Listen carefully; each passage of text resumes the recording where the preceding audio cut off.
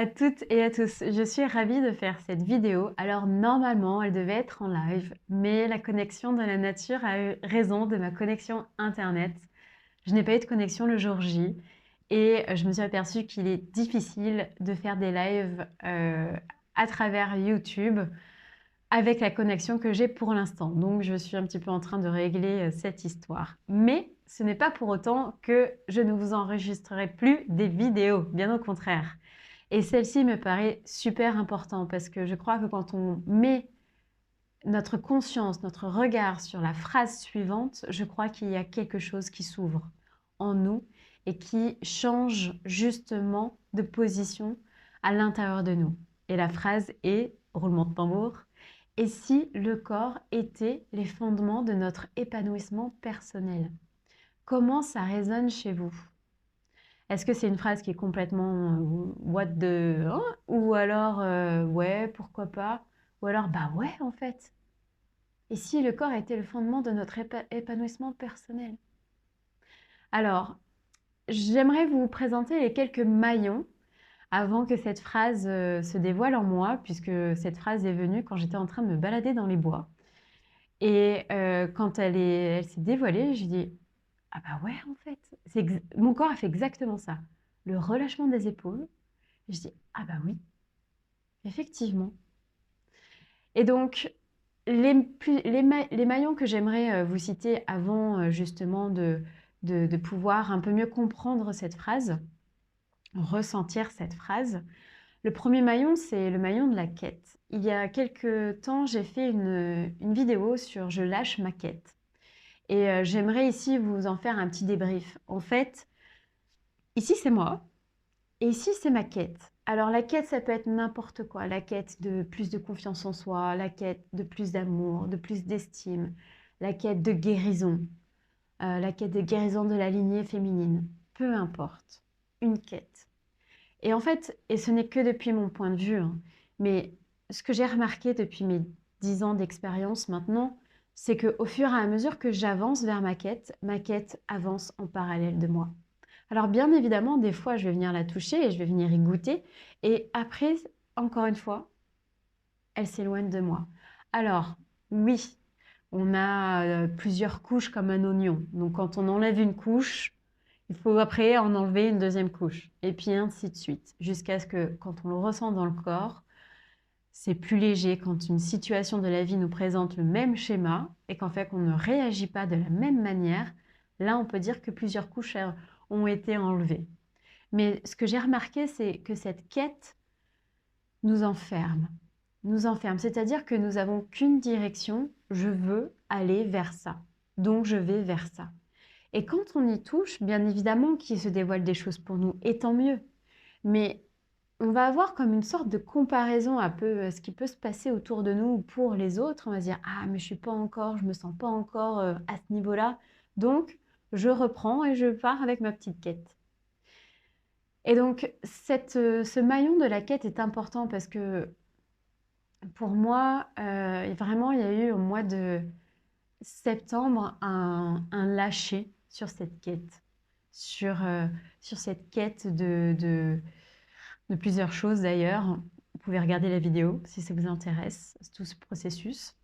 Mais il y a eu vraiment un lâcher. Et donc à partir du moment où on lâche la quête, en fait, on recule et on ouvre des espaces en nous pour accueillir. Accueillir quoi? Accueillir la vie, accueillir l'intelligence de la vie qui nous traverse. On ouvre notre regard et on se dit, punaise, ah mais en fait, waouh! Et quand je dis ça, c'est pas le regard sur l'extérieur, remarque, ça peut, mais c'est aussi le regard sur nous-mêmes. Parce que quand on lâche notre direction, en fait, on voit le champ des possibles. Et c'est ça qui est magnifique. C'est parce qu'on est trop dans cette quête-là, on ne voit pas le champ des possibles. Et quand justement on s'ouvre, eh ben on ouvre quelque chose à l'intérieur de nous qui permet de répondre à ces différents champs des possibles, ces différentes directions des possibles. Et en ouvrant ce champ-là, on voit celui par lequel on est le plus appelé. Et c'est là où la reconnexion corporelle, l'élan du corps, quand on approfondit son écoute, est vraiment incroyable. Et vraiment incroyable. Donc ça, c'était un maillot que j'avais aussi envie de vous... Un maillot important qui permet aussi un peu de comprendre cette phrase-là. Le deuxième maillon, ce sont nos émotions. Alors pourquoi le maillon des émotions? Alors bien évidemment que le maillon de nos émotions, des émotions nous traversent, on est d'accord. Scientifiquement parlant, ils disent que normalement une émotion traverse notre corps en 90 secondes. 90 secondes. Alors bien évidemment, certaines émotions, oui, la surprise, la peur, certaines émotions, effectivement, nous traversent en 90 secondes, le temps de monter et de redescendre. Mais il y en a, nous, êtres humains, on s'y attache, ou du moins notre mental, les histoires de notre mental s'y attachent. Mais aussi parce qu'on a eu des expériences, des mauvaises, ou du moins, je ne vais pas dire des mauvaises, mais des expériences, des peurs, des doutes, on va quand même s'y attacher. Parce que bien évidemment qu'il y a aussi à l'intérieur de nous différentes facettes. Et une de ces facettes est notre ego. Et notre ego ne veut pas mourir. D'ailleurs, de toute façon, un ego, ça ne meurt pas, selon moi. En tout cas, dans ma vision, il ne meurt pas. Il est aligné avec le corps et l'esprit et tout le monde travaille ensemble et non juste voilà, en première place, deuxième place, troisième place, mais tout le monde travaille ensemble fluidement. Bref, et cet ego veut survivre. Donc en fait, quand on a une peur, quand on a quelque chose, une émotion, un conflit, eh bien, tout le processus va se mettre en route pour venir nous attacher à cette émotion. Et elle ne va pas rester 90 secondes, mais elle va rester peut-être plusieurs heures, peut-être plusieurs jours, peut-être plusieurs semaines, peut-être plusieurs années. Et cette émotion qui reste va se cristalliser à l'intérieur de notre corps parce qu'elle n'a pas de porte de sortie. D'ailleurs, j'ai fait une vidéo là-dessus que je vous invite aussi à regarder pour aller un peu plus profondément sur ce sujet-là, des émotions. Et donc ces émotions-là, elles vont être voilà, crispées à l'intérieur de notre corps. Et donc, il y a une autre aussi, j'ai envie de dire, un autre fil que je tire de ces émotions, c'est en tant qu'enfant, nos parents ne nous ont pas forcément appris à vivre nos émotions, à les faire traverser, à les accompagner à traverser notre corps, ou même à les, je ne vais pas dire le comprendre avec notre mental, mais à les comprendre avec notre corps. Et donc, parce qu'avec tout ce package-là, on va justement essayer d'aller chercher des outils pour venir libérer, transformer, transmuter ce qui est coincé à l'intérieur de nous. Et cette démarche-là, elle est complètement valable. Je ne dis pas le contraire. Et d'ailleurs, heureusement qu'elle est là aussi. Parce que c'est grâce aux outils qu'on arrive à dévoiler d'autres choses à l'intérieur de nous. Mais c'est là où je vais mettre un point de nuance, c'est que l'outil n'est pas forcément la solution. Puisque l'outil, encore une fois, si je me concentre que sur l'outil, du coup, je m'enferme et je ne vois pas tout ce que la vie aussi peut m'offrir. Donc l'outil reste un outil. Quand je parle d'outil, ça peut être la respiration, l'hypnose, le mouvement, la danse, ça peut être tout, vraiment tout. On peut même inventer nos propres outils, ce qui fonctionne pour nous. Et donc ça, c'est un maillon, pardon, je suis un petit peu malade, entre parenthèses. C'est un maillon qui est important pour moi, qui vient souligner cette phrase de « et si le corps était les fondations de notre épanouissement personnel ?» Puisque, si je reviens à ce maillon d'émotions, en fait, qu'est-ce qui se passe? C'est qu'on n'a pas suffisamment construit notre sécurité intérieure. Et ça, bien évidemment, je ne vais pas dire c'est à cause d'eux ou c'est nanana, ça s'est transmis de génération, notre société. Il y a vraiment plusieurs ficelles qui viennent nous faire un petit peu trembler sur cette sécurité intérieure. Mais quand on commence à ouvrir notre regard quand on comprend que notre corps est un véhicule. Quand j'ai un véhicule, moi, je dis qu'il est un réceptacle, donc il reçoit, et en même temps, il transmet. Il reçoit les énergies de l'extérieur et il nous transmet justement ces énergies à travers nos sensations, à travers nos sens, pour communiquer avec nos besoins, nos limites, nos envies, nos désirs, tout. Et donc, si je reviens à cette sécurité intérieure, enfant, elle a été justement un petit peu peut-être bafouée de par une éducation, de par une société, ça dépend de par une culture également, ça dépend où est-ce qu'on a vécu, où est-ce qu'on est né, j'ai envie de dire. Et cette sécurité intérieure, de ce que je remarque avec celle que j'accompagne, et aussi qui est de plus en plus flagrant avec celle que j'accompagne, mais aussi avec toute mon expérience de reliance corporelle, c'est qu'à partir du moment où nous ne reconstruisons pas notre sécurité intérieure, on aura beau avancer sur l'estime de soi, la confiance en soi, des choses comme ça, eh bien, il y aura toujours cette quête de l'extérieur, cette envie d'aller chercher à l'extérieur quelque chose parce qu'on sent qu'il manque à l'intérieur quelque chose. Mais si on reconstruit notre sécurité intérieure, c'est-à-dire que je suis en sécurité dans mon corps, j'ai confiance dans mon corps. Alors je sais que ces phrases peuvent être difficiles pour certaines personnes à entendre et je pense notamment aux personnes qui ont subi des violences physiques, qui ont subi des abus, euh, des douleurs incroyables dues à des maladies chroniques aussi. Et le fait de dire ça, je sais que ça peut paraître compliqué. Mais reconstruire cette sécurité intérieure va être des fondements pour notre épanouissement personnel.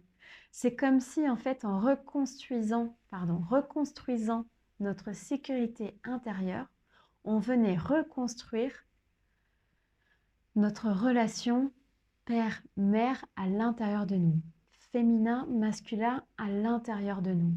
C'est comme si on pouvait vraiment s'appuyer nos deux pieds sur ces deux fondements, deux principes, deux énergies, vous pouvez les appeler comme vous voulez, sur le féminin, le masculin, qui vient vraiment faire, j'ai envie de dire, cette base de sécurité intérieure. Et de cette base, on va pouvoir se tenir debout.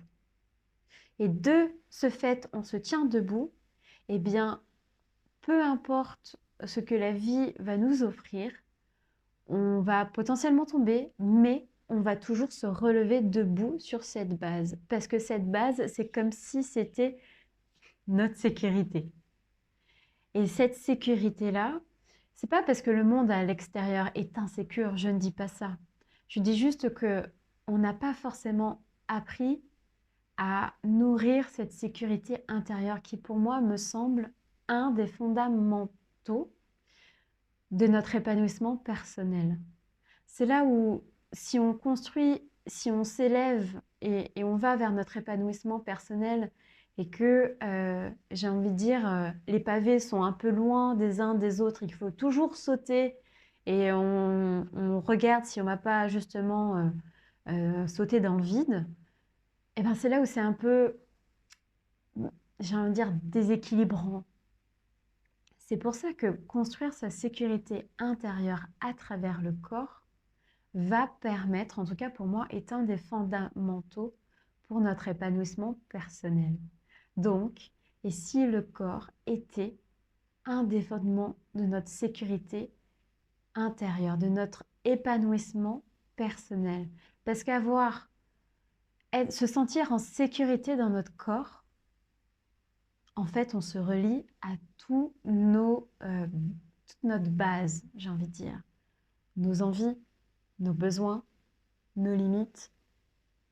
Et en nourrissant ça, en approfondissant cette écoute de ça, on construit notre sécurité intérieure. Et notre sécurité intérieure va, par la suite, nourrir les espaces en nous qui en ont besoin. à travers la vie, bien évidemment, ce qu'elle va nous offrir. Elle va nous demander d'avoir un peu plus confiance en nous. Et bien, parce qu'on a cette base, on va pouvoir y aller plus, j'ai envie de dire, ouais, allez, on y va, plus joyeusement, plus détaché, avec un mental plus apaisé, qui, du coup, là, on travaille avec lui, on y va dans cette aventure avec lui. Et on ne va pas dans cette aventure contre lui ou à cause de lui.